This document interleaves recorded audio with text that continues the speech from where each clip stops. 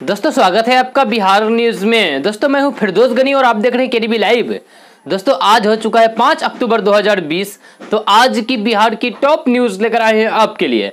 दोस्तों video start करने से पहले आपसे एक रिक्वेस्ट है, अगर आप नए आए इस चैनल पर तो चैनल को सब्सक्राइब करके बेल आइकन को भी प्रेस कर दीजिए और साथ में वीडियो को लाइक कीजिए, अपने दोस्तों के साथ शेयर भी कीजिए। तो चलिए दोस्तों ये स्टार्ट करते हैं आज का न्यूज।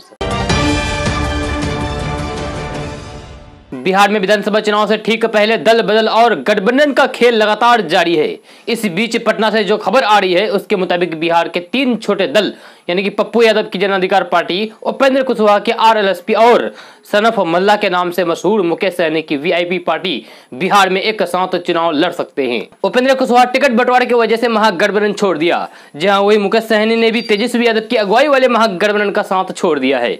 जी हां, ऐसे में पप्पू यादव महागठबंधन के इन दोनों बड़े नेताओं को अपने पाले में करने की कोशिश में हैं। पार्टी से जुड़े सूत्रों से जानकारी मिली है कि उसके मुताबिक मुकेश सहनी ने शनिवार की शाम अभी तक 2 बार पप्पू यादव को फोन किया है। पार्टी से जुड़े सूत्रों से जानकारी मिली है कि उसके मुताबिक मुकेश सहनी ने शनिवार की शाम से अब तक 2 बार पप्पू यादव को फोन कर लिया है।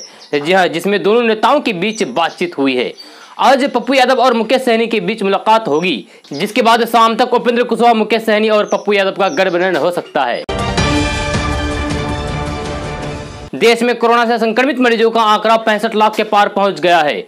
कोरोना के नए केस पहले के मुकाबले कम तो हुए हैं, लेकिन अभी भी चिंता बनी हुई है। स्वास्थ्य मंत्रालय के आंकड़ों के मुताबिक पिछले 24 घंटे में कोरोना के 75,829 नए केस सामने आए हैं। पिछले 24 घंटे में नए कोरोना केस आने के बाद देश में कोरोना संक्रमित मरीजों की संख्या 65,49,373 हो गई है। स्वास्थ्य मंत्रालय के मुताबिक देश में अब तक 55,09,966 लोग रिकवर हो चुके हैं, जबकि देश के अलग अलग अस्पतालों में 9,37,625 एक्टिव केस हैं।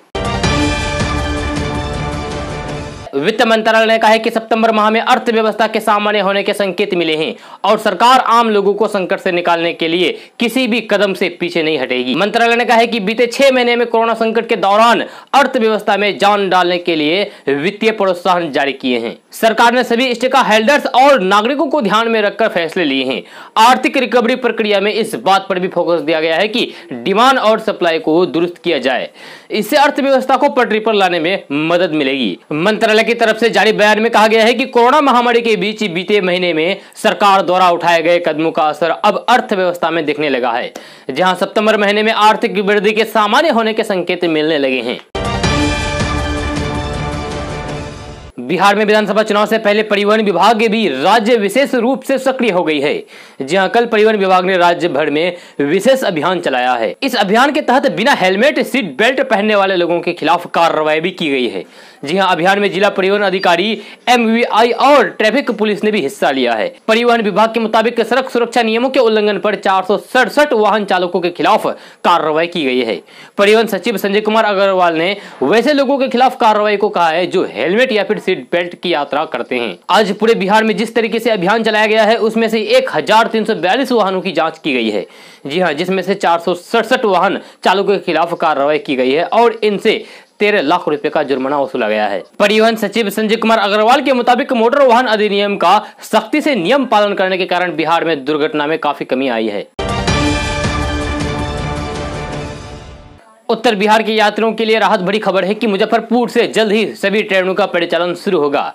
जी हां, दुर्गा पूजा से पहले सभी ट्रेनों का परिचालन शुरू होने की उम्मीद जताई गई है।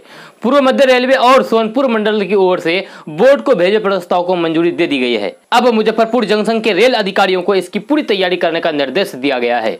जी हां, रेकेज एंड वैगन विभाग ने मुजफ्फरपुर से चलने वाली सभी ट्रेनों के कोच को मांगना शुरू कर दिया है। रेलवे बोर्ड की ओर से जारी आदेश में फिलहाल ट्रेन परिचालन की निश्चित तिथि की घोषणा नहीं की गई है। बिहार विधानसभा चुनाव में जदयू और भाजपा 10 साल बाद फिर से एक बार इकट्ठे चुनावी अखाड़े में ताल ठोकने को तत्पर हैं। जी हां, दोनों ही दल ये दावा करते हैं कि उनका स्वाभाविक गठबंधन है और दोनों की आपसी समझ भी काफी बेहतर है। एनडीए के दोनों ही प्रमुख दलों को बिहार की जनता भी सिर आंखों पर बैठा रखी है। जी हां, इस चुनाव में जनता इस पर या फिर महागठबंधन के दलों पर मेहरबान होती है। जी हां, ये तो भविष्य बताएगा, लेकिन बिहार विधानसभा चुनाव के आंकड़े तस्दीक कर रहे हैं कि जब जब ये दोनों दल साथ लड़े तो जदयू का वोट प्रतिशत हर बार बढ़ता चला गया। जी हां, जदयू का साथ मिलने से 2005 के फरवरी में हुए बिहार विधानसभा चुनाव से ही भारतीय जनता पार्टी के भी वोट प्रतिशत में चुनावी दर चुनाव इजाफा होता गया है। वर्ष 1994 में जनता दल समता पार्टी बना था। जी हां, 1996 के लोकसभा चुनाव से भाजपा और जदयू का बिहार में गठबंधन हुआ। वर्ष 2000 में हुए विधानसभा चुनाव में दोनों दल पहली बार साथ उतरे। इसके बाद हर चुनाव में दोनों ही दलों को बिहार की जनता का स्नेह मिलता रहा। बिहार की चुनावी राजनीति में जदयू और भाजपा मजबूत होते चले गए। जी हां, 2000 के विधानसभा चुनाव में जदयू ने 34 सीटें जीती। तब उसने 120 सीटों पर अपने प्रत्याशी उतारे थे। जी हां, वहीं भाजपा की झोली में 67 सीटें आई। वर्ष 2005 फरवरी में हुए विधानसभा चुनाव में जदयू ने 138 उम्मीदवार उतारे थे और उसे 57 सीटों पर विजय मिली थी। बिहार विधानसभा चुनाव के लिए विपक्षी महागठबंधन में सीटों के बंटवारे के ऐलान के साथ ही दरार पड़ गई है। जी हां, और विकासशील इंसान पार्टी के अध्यक्ष मुकेश सहनी ने अपने दल की सीटों की संख्या घोषित नहीं किए जाने को लेकर महागठबंधन छोड़ने का ऐलान भी कर दिया है। जी हां, मुकेश सहनी ने राजद पर अति पिछड़ा की पीठ पर खंजर घोंपने का आरोप लगाते हुए कहा कि अति पिछड़ा समाज से होने के कारण राजद ने उन्हें धोखा दिया है और इस वर्ग के लोग चुनाव में इसका जवाब देंगे। विकासशील इंसान पार्टी के नेता मुकेश सहनी ने 25 सीटें की मांग करते हुए संवाददाता सम्मेलन का बहिष्कार कर दिया, यानी कि प्रेस कॉन्फ्रेंस का बहिष्कार कर दिया और मंच को छोड़कर बाहर चले गए।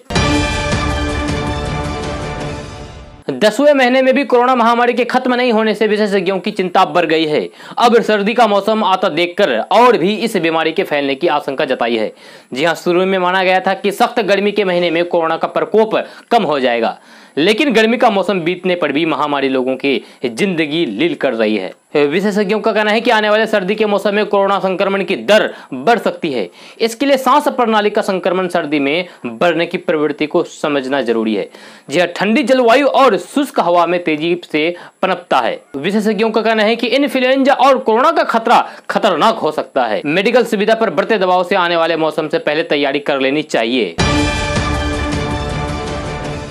लॉकडाउन के महीनों बाद अंतर्राष्ट्रीय उड़ानों ने कई शर्तों के साथ सेवाएं फिर से शुरू कर दी है। जी हां, इस बीच कई देशों ने उच्च जोखिम वाले देशों से आने वाले उड़ानों को रोकने के अपने अधिकार का फिर से प्रयोग किया है। इस दौरान स्थानीय एयरलाइंस के फायदे के लिए विदेशी उड़ानों पर प्रतिबंध भी लगाया गया है। जी हां, वंदे भारत मिशन और एयर बबल्स के हिस्से के रूप में अंतर्राष्ट्रीय उड़ानें फिर से शुरू करने के बाद अब तक कई देश भारत की उड़ानों को लेकर आपत्ति जता चुके हैं। हालांकि बाद में इनमें से कुछ मुद्दों को सुलझा भी लिया गया है। यहाँ ऐसे देशों की एक सूची भी दी गई है और जिसमें लिखा है कि उन्होंने आपत्ति क्यों जताई। त्योहारी मौसम में यात्रियों को बड़ी राहत देते हुए रेलवे ने स्टेशनों पर अपनी खान पान और विक्रय इकाइयों को तैयार खाने की बिक्री की अनुमति प्रदान कर दी है। लेकिन इन फूड प्लाजा, जन आहार, सेल किचन और रिफ्रेशमेंट रूम को अपने परिसर में खाना परोसने की अनुमति नहीं होगी। जी हां, यहाँ से यात्री सिर्फ खाना पैक करा कर ले जा सकेंगे। जी हां, इससे पहले इन इकाइयों को सिर्फ पैक किया हुआ खाना ही बेचने की अनुमति दी थी। IRCTC ने 30 सितंबर को जारी आदेश में जोनों से कहा है कि ऐसी खान पान इकाइयों को 30 सितंबर तक 10% लाइसेंस फीस पर समिति विक्रय योग्य वस्तुओं के साथ संचालन में थी। जहां उन्हें 20% लाइसेंस फीस के साथ 31 अक्टूबर तक पैक कराकर ले जाने के लिए तैयार खाना बेचने की अनुमति प्रदान की जा सकती है। आदेश में स्पष्ट कहा गया है कि उन्हें खान परोसने की अनुमति नहीं होगी। विधानसभा चुनाव से ठीक पहले जदयू से पाला बदलकर आरजेडी में एंट्री मारने वाले श्याम रजक कहीं के नहीं रहे। जी हां, आरजेडी ने उनका नोटिस भी लिए बगैर श्याम रजक के फुलवारी शरीफ सीट को माले के खाते में डाल दिया है। हालांकि श्याम रजक को लॉलीपॉप पकड़ाया जा रहा है। जी हां, आरजेडी ने श्याम रजक को कहा है कि वो सत्ता में आए तो उन्हें एमएलसी बनाकर मंत्री पद दिया जाएगा। वैसे श्याम रजक ही नहीं, आरजेडी ने अपने आधा दर्जन विधायकों को गठबंधन के लिए कुर्बान कर दिया है। जी हां, पिछले 25 सालों से फुलवारी शरीफ विधानसभा सीट पर श्याम रजक विधायक बनते रहे हैं। जी हां, पहले आरजेडी से और फिर बाद में जेडीयू से, लेकिन इस बार चुनाव से ठीक पहले जेडीयू की विधायकी से इस्तीफा देकर आरजेडी में शामिल हो गए थे। जी हां, उससे पहले नीतीश कुमार ने उन्हें मंत्री पद से बर्खास्त कर दिया था। श्याम रजक बड़ी हसरतों के साथ आरजेडी में आए थे, लेकिन पार्टी ने उन्हें अपनी 25 सालों की सिटिंग सीट से बेदखल कर दिया। विवादित बयानों को लेकर अक्सर सुर्खियों में रहने वाले बेगूसराय सांसद और केंद्रीय राज्य मंत्री गिरिराज सिंह की दरभंगा के लहियासराय में कृषि बिल पर पत्रकारों से बातचीत करने के दौरान जुबान फिसल गई। जी हाँ, उन्होंने खुले तौर पर कांग्रेस को गाली दे दी है। कांग्रेस पार्टी पर प्रहार करते हुए गिरिराज सिंह ने कहा है कि कांग्रेस दोहरी चरित्र वाली पार्टी है। गिरिराज सिंह ने कहा है कि जो लोग किसान में भ्रम पैदा कर रहे हैं वे दोहरी चरित्र वाली कांग्रेस पार्टी के लोग हैं। 2007 में वे बिल बनाने की बात करते थे, कहते थे कि हम बिल लाएंगे, लेकिन आज वे सड़क पर उतरते हैं क्योंकि उनके पैर के नीचे से धरती खिसक रही है।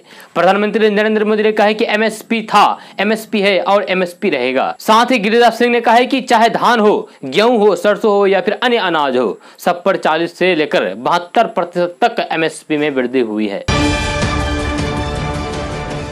कांग्रेस सांसद राहुल गांधी और प्रियंका गांधी शनिवार शाम हाथरस में हैवानियत का शिकार हुई 19 साल की लड़की के परिवार वालों से मुलाकात की है, जहां राहुल और प्रियंका ने पीड़िता के परिवारों के लोगों के साथ करीब 50 मिनट रहे।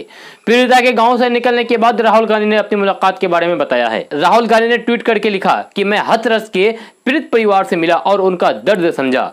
मैंने उन्हें विश्वास दिलाया है कि इस मुश्किल वक्त में उनके साथ खड़े रहें और उन्हें न्याय दिलाने में पूरी मदद मिलेगी। यूपी सरकार चाहकर भी अब मनमानी नहीं कर पाएगी, क्योंकि अब इस देश की बेटी को इंसाफ दिलाने पूरा देश खड़ा है। पीड़ित परिवार से मिलने के बाद जब राहुल गांधी उनके घर से निकले तो उन्होंने कहा कि हम इस दुख से पीड़ित परिवार के साथ खड़ा हैं। अयोध्या में राम मंदिर निर्माण के लिए राम मंदिर ट्रस्ट को जहां देश विदेश से भारी लोगों का समर्थन मिल रहा है, वहीं अब अयोध्या के रोनाही में बनने वाली मस्जिद निर्माण के लिए इंडो इस्लामिक कल्चर फाउंडेशन को भी पहली आर्थिक मदद प्राप्त हुई है। जी हां, मस्जिद निर्माण ट्रस्ट को लखनऊ यूनिवर्सिटी के लॉ डिपार्टमेंट के रोहित श्रीवास्तव ने 21,000 रुपए दान करके हिंदू मुस्लिम एकता की मिसाल पेश की है। इंडो इस्लामिक कल्चर फाउंडेशन के प्रवक्ता अतर हुसैन ने आज रोहित श्रीवास्तव के 21,000 के चेक को ट्रस्ट के खाते में जमा करवाया है। जी हां, अतर हुसैन ने कहा है कि हिंदुस्तान हमेशा से ही अपनी गंगा जमनी तहजीब के लिए पहचाना जाता है। राजधानी लखनऊ में एक बार फिर से इसकी बेहतरीन मिसाल देखने को मिली है। कृषि कानून के विरोध में पंजाब में राहुल गांधी की ट्रैक्टर रैली निकाली गई। पंजाब कांग्रेस के नेताओं का दावा है कि इस रैली में हजारों किसान शामिल हुए। इस रैली में सीएम अमरिंदर सिंह समेत तमाम मंत्री भी मौजूद रहे। राहुल की ट्रैक्टर रैली 3 दिनों तक चलेगी और हरियाणा के रास्ते दिल्ली में जाकर समाप्त होगी। राहुल गांधी की ये रैली 4 अक्टूबर से शुरू होकर 5 और 6 अक्टूबर तक होगी। जहां इस रैली को सफल बनाने के लिए कांग्रेस ने बड़े बड़े स्तर पर तैयारियां की है। इस रैली में करीब 5,000 ट्रैक्टर शामिल हुए हैं। इसके साथ ही कांग्रेस के मंत्रियों, विधायक और सभी दिग्गजों को रैली में मौजूद रहने को कहा गया है। सीट बंटवारे पर आखिरकार जेडीयू और बीजेपी के सीटों के बंटवारे पर बात बन गई है। जी हां, दोनों पार्टियों के बीच आधी आधी सीटों पर बंटवारे पर सहमति बन गई है। बीजेपी से ज्यादा सीट लेने पर अड़े नीतीश कुमार को आखिरकार जिद छोड़नी पड़ी है।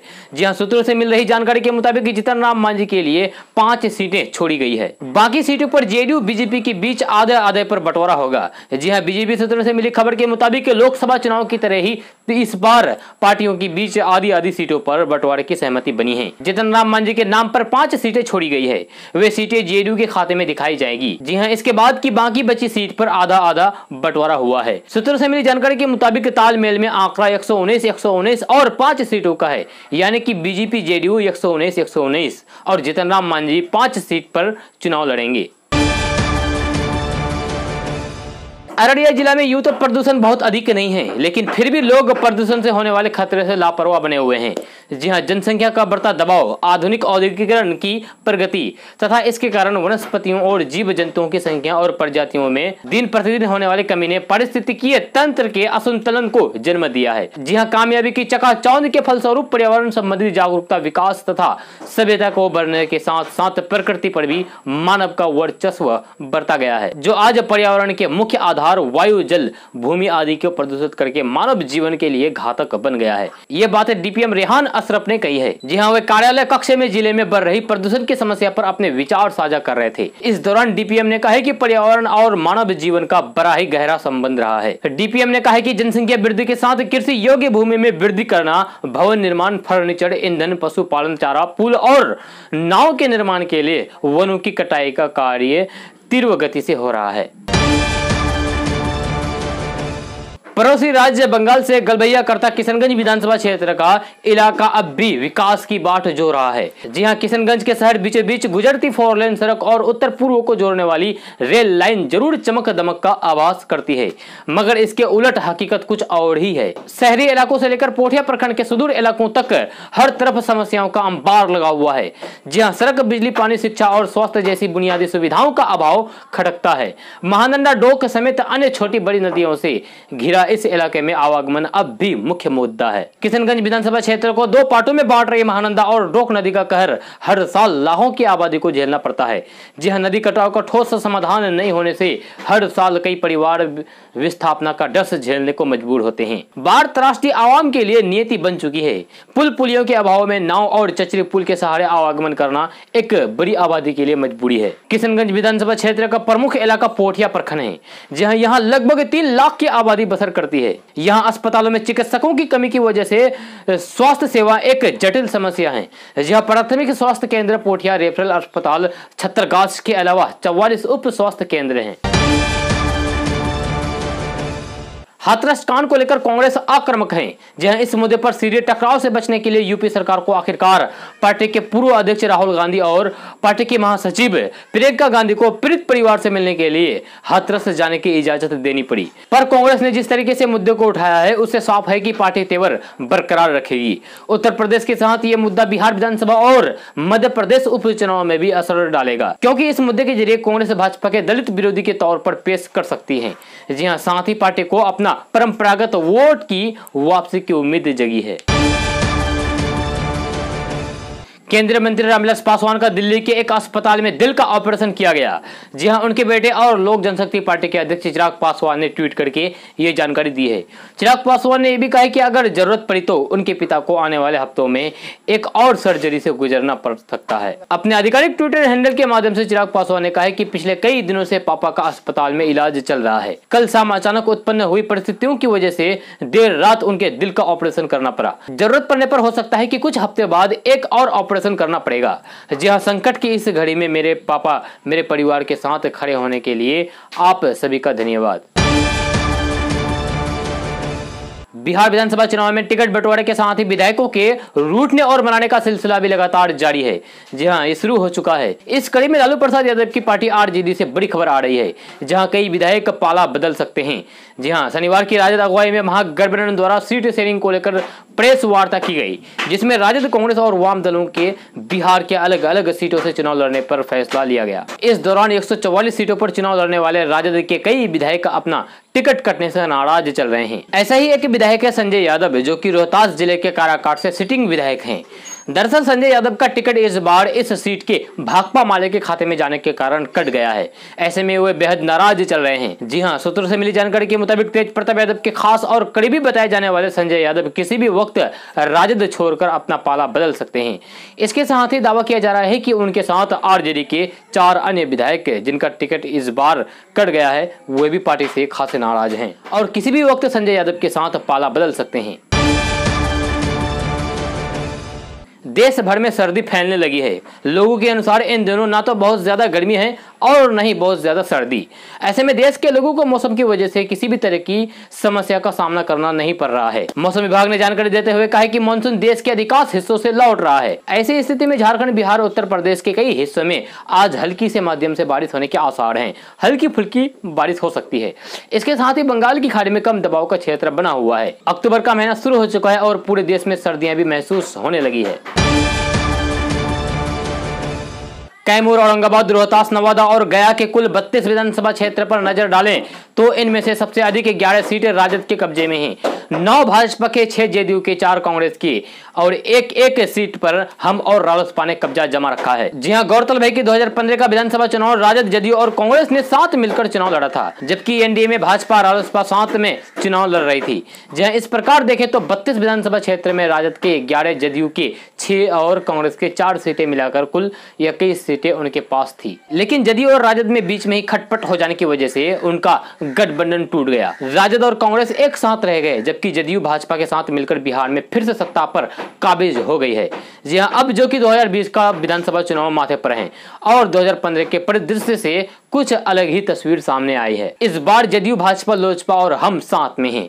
जी हाँ, यानी कि हिंदुस्तानी अवाम मोर्चा साथ में है। उधर राजद, कांग्रेस साथ में है, जबकि रालोसपा ने इन दोनों से नाता तोड़कर अब बसपा के साथ गठबंधन कर लिया है। ऐसी परिस्थिति में जनता को अपना फैसला सुनाने की बारी आ गई है। अब देखना यह होगा कि गया, कैमूर, औरंगाबाद, नवादा और रोहतास जिले के 32 विधानसभा क्षेत्र में जनता क्या फैसला सुनाती है। देश में पहले से ही बेरोजगारी की कमी नहीं है, ऊपर से कोरोना की महामारी ने इनमें और भी ज्यादा इजाफा कर दिया है। जहां अफसोस की बात तब हो जाती है जब सरकार नौकरियां निकालती है और इन बेरोजगारों को वक्त पर उनकी जानकारी तक नहीं मिल पाती है। इसलिए हम पूरी कोशिश करते हैं कि नई सरकारी भर्तियों से जुड़े हर जरूरी जानकारी उन लोगों तक पहुंचाते हैं जिन्हें इसके लिए बहुत जरूरी है। अब इसी कड़ी में बिहार में नौकरी करने की चाहत रखने वाले लोगों के लिए अच्छी खबर आई है, क्योंकि बिहार एग्रीकल्चर यूनिवर्सिटी ने कृषि मौसम प्रशिक्षक के पदों पर भर्ती को लेकर विज्ञापन जारी किया है। इच्छुक उम्मीदवार फटाफट अप्लाई कर लें। जी हां, बिहार एग्रीकल्चर यूनिवर्सिटी के इन पदों पर आवेदन करने की अंतिम तिथि 12 अक्टूबर 2020 तक निर्धारित की गई है। बिहार एग्रीकल्चर यूनिवर्सिटी ने कृषि मौसम प्रशिक्षक के पदों पर भर्ती को लेकर उम्मीदवारों की योग्यता 12वीं पास निर्धारित की है। बिहार एग्रीकल्चर यूनिवर्सिटी के इन पदों पर उम्मीदवारों का चयन अंकों के आधार पर होगा, साथ ही साथ इंटरव्यू लिया जाएगा। इच्छुक और योग्य उम्मीदवार आधिकारिक वेबसाइट www.busur.ac.in जहां इस पर जाकर नोटिफिकेशन को अच्छी तरीके से पढ़ लें और दिए गए दिशा निर्देश के अनुसार आवेदन कर लें। कोरोना संक्रमण के दौर में मास्क लगाना अब लोगों की आदत बनती जा रही है, मगर इसके कारण कई तरह की दिक्कतें भी पेश आने लगी है। जी हां, कान पर लगातार दबाव के चलते लोग कांस्टेंट प्रेशर ट्रामा जैसी परेशानियों से जूझ रहे हैं। सबसे अधिक दिक्कत मधुमेह रोगियों और प्लास्टिक से एलर्जी वाले को हो रही है। कान दर्द के साथ ही पीछे की त्वचा पर घाव तक बन जा रहे हैं। दरअसल एक तरह के मास्क के इलास्टिक डोरी कानों में फंस जाती है, जो एक दबाव के साथ कान को आगे की तरफ खींचते हैं। विशेषज्ञों के मुताबिक कान के पीछे की त्वचा बेहद संवेदनशील होती है। अधिक कसी डोरी वाले मास्क लंबे समय तक पहनने से न सिर्फ कान दर्द की समस्या होगी, बल्कि कांस्टेंट प्रेशर ट्रामा से भी जूझना पड़ेगा। यदि डायबिटीज है तो खिंचाव और घर्षण की वजह से घाव भी बन सकता है। वहीं बहुत से लोगों को प्लास्टिक से एलर्जी होती है। ऐसे लोगों को भी इलास्टिक डोरी वाले मास्क नुकसान पहुंचा रहे हैं। बिहार विधानसभा चुनाव में एनडीए की ऑल इज वेल के दावे के बावजूद अंदरूनी उठक पटक जारी है। यही वजह है कि एनडीए अब तक सीट शेयरिंग की घोषणा तक नहीं कर सकता है, जबकि विपक्षी महागठबंधन ने अपने साझेदारियों के साथ सीट पर फंसे पेच को सुलझाते हुए सीट शेयरिंग की घोषणा कर दी है। जी हां, उधर लोक जनशक्ति पार्टी के अहम संसदीय बैठक संस्थापक रामविलास पासवान की सेहत का हवाला देते हुए स्थगित कर दिया गया है। एलजेपी ने एनडीए में बने रहने पर सस्पेंस बनाए रखा है। जी हां, नाम नहीं छापने की शर्त पर पार्टी के एक नेता ने बताया कि भाजपा और जेडीयू के बीच कुछ सीटों पर साझा समझौते समेत नए घटनाक्रमों के मद्देनजर पार्टी की संसदीय दल की बैठक दोपहर बाद आयोजित की जा सकती है। इस अहम बैठक के पूर्व घोषित कार्यक्रम से पहले ट्वीट करके प्रधानमंत्री नरेंद्र मोदी की प्रशंसा करने वाले चिराग पासवान ने 143 सीटों पर चुनाव लड़ने के बारे में संकेत दिए हैं। भारत निर्वाचन आयोग के दिशा निर्देश के आलोक में वरिष्ठ नागरिक यानी कि जो 80 वर्ष से अधिक हो गए हैं, जी हां, जो मतदान केंद्र पर जाकर अपना मताधिकार का प्रयोग नहीं कर सकते हैं, वैसे मतदाता को उनके आवासीय पर यानी कि उसके घर पर टीम द्वारा डाक पत्र के माध्यम से मतदान कराने की विशेष सुविधा प्रदान की गई है। सभी निर्वाचन पदाधिकारी से संबंधित क्षेत्र के बीएलओ के माध्यम से फॉर्म 12 घर पहुंचाया जा रहा है।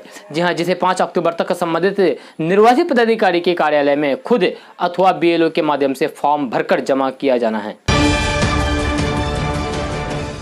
मुख्यमंत्री 7 निश्चय योजना के महत्वाकांक्षी हर घर नल का जल योजना में बरतती जा रही अनियमितता के विरुद्ध एकजुट होकर अररिया के बलवान के ग्रामीण ने निर्माण कार्य रोकते हुए उग्र प्रदर्शन किया। मामला अररिया प्रखंड के सासमल पंचायत वार्ड संख्या 8 अंतर्गत बलवाट गांव की है। आक्रोश ग्रामीणों ने बताया कि इस पंचायत के वार्ड संख्या 8 के हर घर को नल से शुद्ध पेयजल की आपूर्ति कराने के लिए पानी टंकी और पाइप लगाने का काम किया जा रहा है। जहां कल ठेकेदार के कर्मियों द्वारा जल मीनार के लिए टंकी लगाया जा रहा था। इस बीच बढ़ती जा रही अनियमितता को देखते हुए ग्रामीणों का गुस्सा फूट पड़ा तथा एकजुट होकर ग्रामीणों ने काम को रोकते हुए संबंधित ठेकेदार और पीएचडी के विरुद्ध जमकर प्रदर्शन और नारेबाजी करने लगे।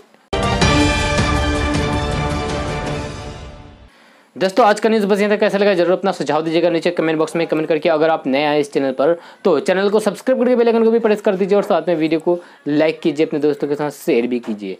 तो चलिए दोस्तों, फिर मिलते हैं अगली वीडियो में।